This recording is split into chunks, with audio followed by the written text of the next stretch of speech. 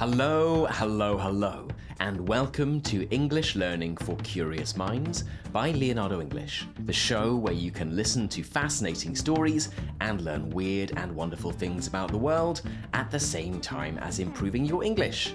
I'm Alastair Budge, and today we are going to be talking about the minimum wage.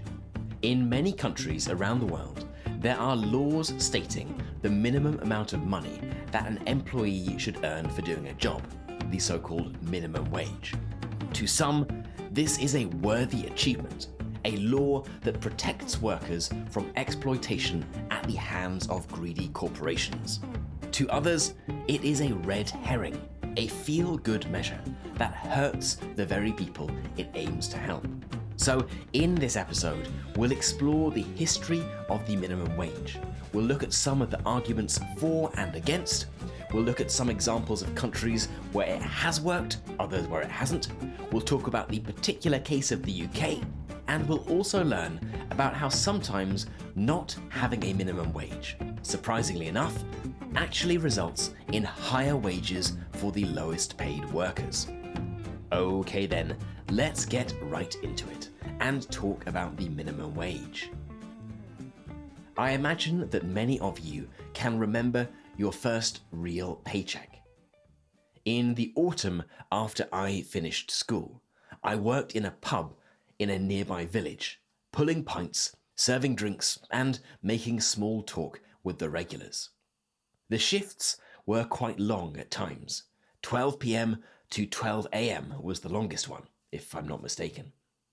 Afterwards, I would go home on my bike, exhausted after 12 hours on my feet, serving drinkers who would sometimes get increasingly troublesome as the night went on. For my work, I was paid £4.25 every hour, the minimum wage in the UK at the time, or at least the minimum wage for everyone under the age of 22. And for reference, this was in 2005, so it was about €6. It seemed like a lot to me, but I was living at home with my parents. I didn't pay rent, and I didn't pay for groceries. It seemed like a lot to a fresh-faced 18-year-old, but clearly it wasn't, at least not in the UK.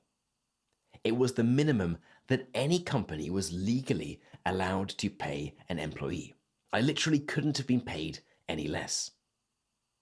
But, of course, this idea that the government should step in and set a legal minimum for how little someone can be paid is a relatively new concept. For most of history, wages were determined by the market, or more accurately, by power.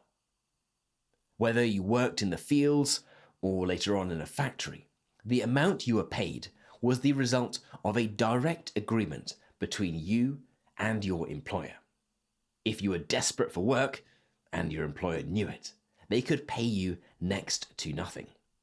And they often did.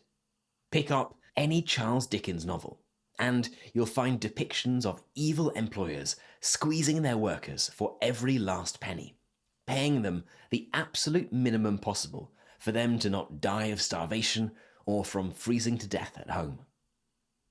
And, of course, the UK was not alone in this, in its basically zero state intervention policy in terms of the amount an employer needed to pay its employees. All over the world, workers typically had few protections, few safeguards ensuring that they were paid enough to live a decent life.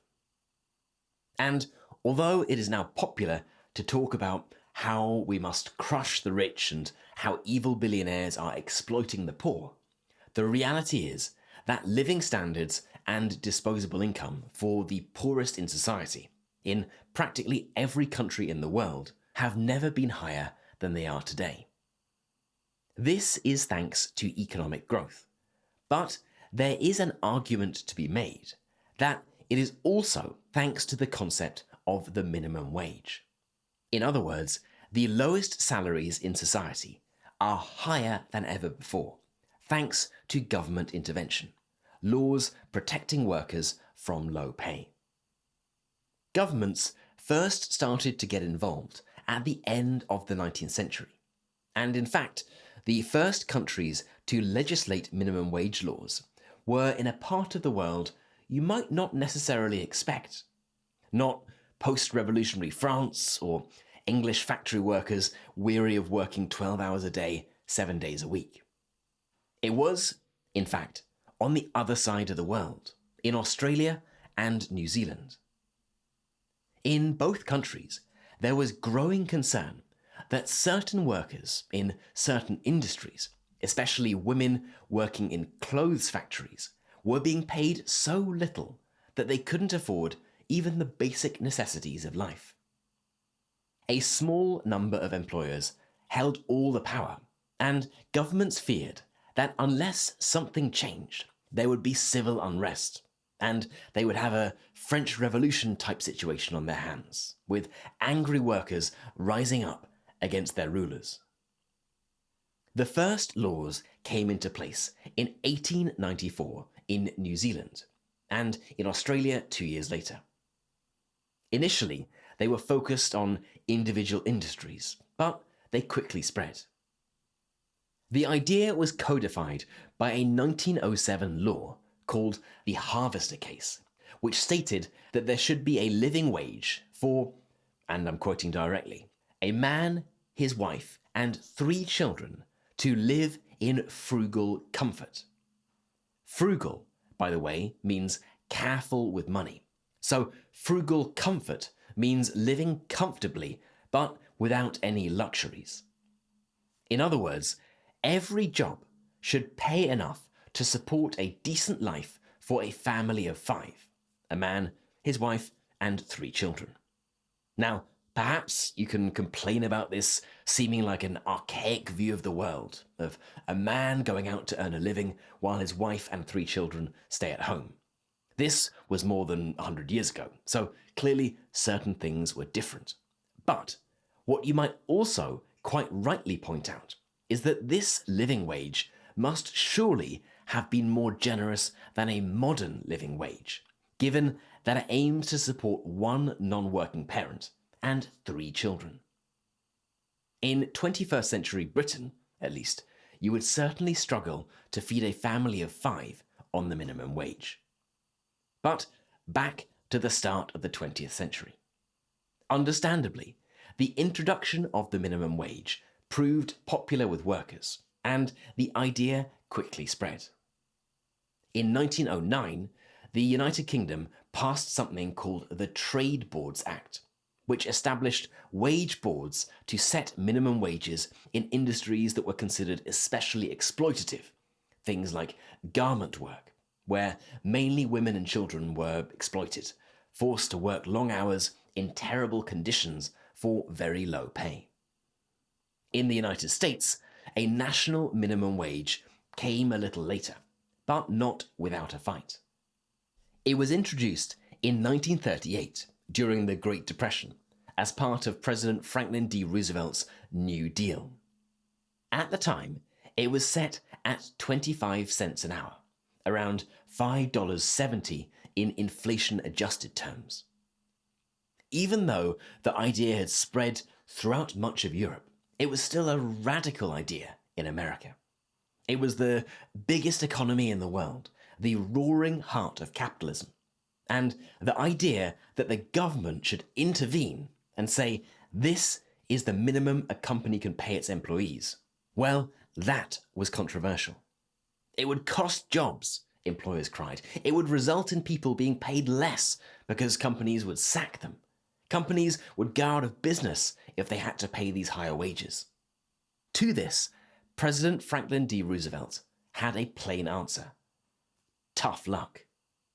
Or, as he put it, "It seems to me to be equally plain that no business which depends for existence on paying less than living wages to its workers has any right to continue in this country." In other words, if you can't pay a fair wage to your employees, you deserve to go out of business. Now, the minimum wage in the US today has not moved on much. The federal minimum wage is dismally low, at $7.25 an hour. But various states have different laws about what companies are required to pay their employees. Almost 100 years later, in the spiritual home of free market capitalism, the debate about the minimum wage rages on. As it does, in fact, in every country that has legislated on the minimum wage, or where there are talks about changing or increasing it. Its supporters argue that it needs to be protected at all costs, created if it doesn't exist already, or increased if it is considered too low. Without a fair minimum wage, the most vulnerable in society risk being even more exploited by powerful corporations. People would be at the mercy of employers who could pay as little as they liked, especially in industries where workers have very little bargaining power. A minimum wage ensures that there is at least a basic level of fairness, that no one working full-time should live in poverty. On the other hand, critics argue that setting a minimum wage could actually harm the very people it is designed to help. If you set the minimum wage too high, they argue, employers might respond by hiring fewer people, cutting hours, replacing workers with machines, or, of course, with AI. They say that it can lead to higher unemployment, especially among young people, those with lower levels of education, or those entering the job market for the first time. In other words, some people might be better off, those who keep their jobs and their same hours, but others will lose their jobs completely and be in a much worse economic position. And the arguments for and against the minimum wage go beyond ideas about how much money a worker will be paid. On the pro-minimum wage side, supporters argue that it can also boost morale and productivity. When workers feel they are being treated fairly and paid a decent wage, they are more likely to take pride in their work, stay with their employer for longer, and to contribute more. This is good for them, good for their mental health, and it's also good for the business because it reduces turnover and increases productivity. Another argument in favour of the minimum wage is that it increases consumer spending. If low-wage workers have more money in their pockets, they are likely to spend it in their local communities, which helps stimulate the economy. The wealthier an individual is, the higher proportion of their income they save. So if a company pays low earners more, they will typically spend a greater percentage of what they make than what the wealthy company owners would spend. So it's a good thing for local and general economic growth. But there are also more arguments on the anti-minimum wage side. Firstly, the concern that it puts pressure on small businesses. A large multinational company might be able to absorb the higher wage costs, but for a small shop or restaurant operating on wafer-thin profit margins, it could mean the difference between staying open or shutting down. Some economists argue that a blanket minimum wage is a blunt tool, like trying to tend to a flower bed with a lawnmower instead of precise little scissors. A blanket minimum wage treats every region and every industry the same, even though the cost of living and average wages vary hugely. In the UK, for example, the entire country is treated the same way. It is a national minimum wage. As of April this year, it's £12.21 an hour, whether you live in central London or a remote village in the north of the country. And to state the obvious, like in almost every country, the cost of living varies a lot. What you can buy with £12.21 in London is very different from what you can buy with £12.21 in rural Wales, or even a lower cost of living city, like Belfast or Newcastle. Yet, the pay for a minimum wage worker is the same. This isn't fair for workers, the argument goes. Someone in London needs to be paid more, and someone in Newcastle doesn't need to be paid as much. It also isn't fair for businesses. A wage that is perfectly reasonable in high-cost central London might be completely unaffordable for a small business in a rural town. Now, I should add that some countries do legislate on the minimum wage at a more regional level, which evens out some of these disparities. In China, for example, the minimum wage in Beijing is almost 70% higher than it is in rural Western China, which helps account for the different cost of living. There is also the argument that the minimum wage, if set too low, legitimizes and encourages low pay. In the UK, many minimum wage workers are still forced to turn to the state for financial assistance. But because their employers have met their legal obligations, they can wash their hands of the situation, saying, "We're paying what we need to do," rather than paying a fair and honest wage to their workers. And finally, there is also the argument that it does not necessarily target those who need help the most. In some cases, the person earning a minimum wage might be a student living at home, like I was, or a second earner in a well-off household. In other words, not everyone earning the minimum wage is living in poverty, and not everyone living in poverty is earning the minimum wage. So, what would happen if there were no minimum wage? In theory, to the critics of the minimum wage at least, businesses and employees would be free to set their own wages. People in high cost of living areas would be paid more, and people in lower cost of living areas would be paid less. And this is not just theory. There are actually plenty of examples of countries without minimum wage laws. Some where employees are paid much more than in countries which have minimum wages. Sweden, for example, has no minimum wage laws, yet it has one of the highest median wages in Europe. In fact, most Scandinavian countries, which tend to be at the top of every table with average wages and living standards, they don't have national minimum wage laws. Now, this isn't due to the great benevolence and kindness of Scandinavian employers, but rather that most jobs are covered by trade union agreements. So the union will negotiate wages on behalf of employees. These employees are highly protected in terms of what a company can pay them. The protection just comes from the trade union, not the state. The logic behind this is that wages are better determined by those who understand the specific needs of an industry rather than by politicians. And given the relatively high wages of the lowest paid workers in Scandinavia, it's hard to deny that it works pretty well. Now, the last thing I want to talk about today is the situation in the UK, because something interesting has been happening with the minimum wage. Ever since the national minimum wage was introduced by Tony Blair in 1999, it has continued to rise. It started at £3.60 an hour, and in April this year, it was increased from £11.44 to £12.21 an hour.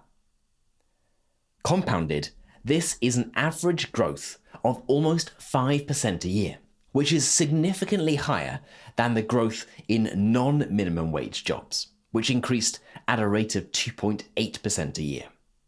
So the minimum wage increased almost twice as much as the average salary, which has led to this slightly unusual situation in which the difference between minimum wage jobs and more skilled jobs has been massively reduced. For example, the salary for a graduate nuclear engineer in the UK starts at around £22,000 a year, which is around 25,000 euros. The minimum wage of £12.21 an hour for someone working full-time would result in a salary of £23,873 a year, more than a graduate nuclear engineer. Now, clearly, the nuclear engineer most likely has better career prospects. They can get promoted, paid more, and perhaps the work is more fulfilling than in many minimum wage jobs. Perhaps you might even argue that this is the way it should be, that someone doing public service, cleaning the streets in the rain, should be paid just as much, more even, than someone sitting behind a desk and answering emails. But there have been plenty of stories in the British press over the past few years of young people complaining about this situation, asking themselves why they should slave away at university for 3 or 4 years, getting into tens of thousands of pounds of debt, only to get a job where they are paid the same as someone working in an unskilled minimum wage job. What's the point of studying and working hard, they ask, if it isn't going to result in any better financial situation? To wrap things up, the minimum wage is one of those fascinating topics that divides people on both sides of the political spectrum. On the right, there are those who oppose it because they see it as excessive government intervention in the free market, something that distorts natural supply and demand and risks killing jobs. But there are also those on the right who support it as a way of reducing the need for government welfare, arguing that if people are paid more, they rely less on the state. On the left, there are those who support it because it protects vulnerable workers, reduces inequality, and ensures a basic level of dignity in work. But they have colleagues on the left who criticize it as a distraction, arguing that it doesn't go far enough, and that we should be talking instead about living wages, stronger unions, or even universal basic income. Indeed, when I was researching this episode, and I wanted to double-check the date that Tony Blair's government implemented the minimum wage, I Googled Tony Blair minimum wage.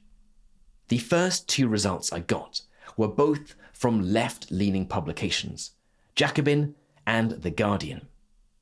The first result read, "Britain's minimum wage law has been an abject failure."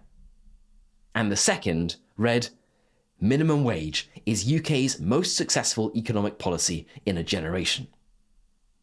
It just goes to show that when it comes to the minimum wage, 2 people who might otherwise agree on most things can look at exactly the same policy and come to drastically different conclusions. Okay then, that is it for today's episode on the minimum wage. I hope it's been an interesting one and that you've learned something new. As always, I would love to know what you thought of this episode. Is there a minimum wage in your country? How has it changed over time? And what do you think about its advantages and disadvantages? For the members among you, you can head right into our community forum, which is at community.leonardoenglish.com, and get chatting away to other curious minds. You've been listening to English Learning for Curious Minds by Leonardo English. I'm Alastair Budge. You stay safe, and I'll catch you in the next episode.